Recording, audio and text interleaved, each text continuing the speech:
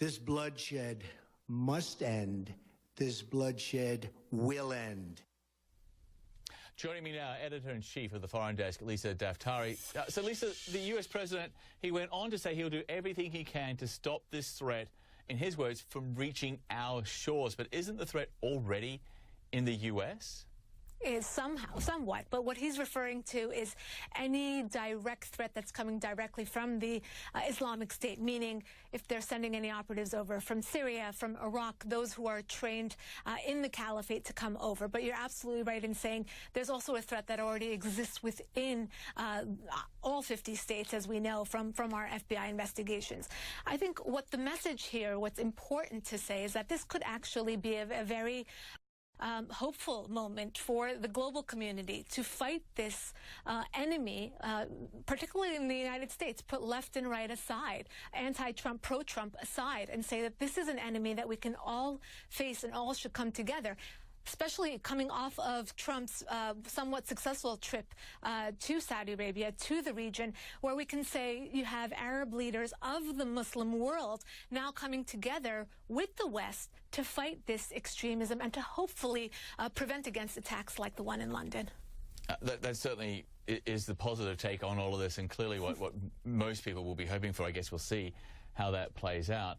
I want to move on to the ISIS claim of responsibility here, in particular the wording they used. They said a detachment of their fighters carried out this attack. Have they used this wording before, a particular detachment of fighters? This is coming from an Arabic translation. So the word detachment is probably very, very important in saying that don't differentiate between directed or inspired, meaning in the West we have this habit of going after, well, was it directly from ISIS or was this inspired? Was this a lone wolf? Was this homegrown terrorism?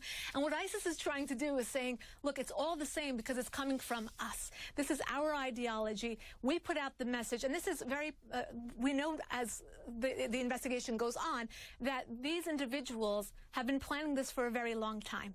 And officials had been monitoring their use of YouTube to say that they wanted to do a van and knife attack in London. Now, when they would launch this attack, they did not know.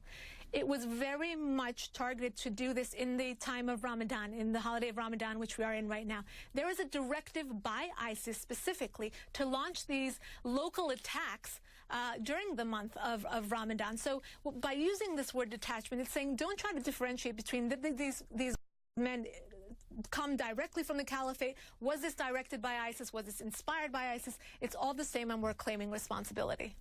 But we should note, ISIS has offered no evidence to back up their claims, and there's even some reporting they got the date wrong on all of this, and they have claimed other attacks before that they had nothing to do with.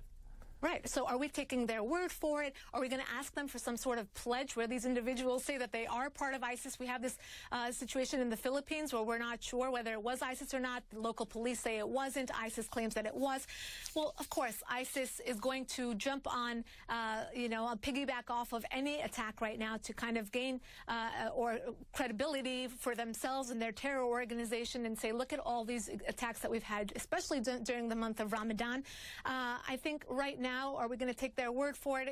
It did look like an ISIS type of attack, especially since they were aspiring people in the West, their supporters, to use whatever means possible, meaning ISIS has basically coined this do-it-yourself jihadi 101. You don't need a bomb. You don't need a suicide vest. You can use any everyday item like a car to ram into crowds of people. You can use a kitchen knife to stab as many people as possible. They actually have tutorials on this on YouTube where you can use a kitchen knife. We'll show you where to stab individuals in vital organs to cause the most damage. We'll show you how to use a car to ram into these soft targets to kill as many people as possible. They used the bridge here. Why? Because people can't run out of the way. They're basically trapped. So this is all material that we're seeing from ISIS on social media all the time. I watch this, I track this on a daily basis, and basically once the attack happened, it took more than 24 hours for ISIS to claim, but it definitely looked like it had all the signs of an ISIS attack. Which is why British Prime Minister Theresa May says something has to be done in particular about cyberspace. It should not be a safe space for jihadi groups like ISIS. Lisa, as always, good to see you. Thank you so much. Of course.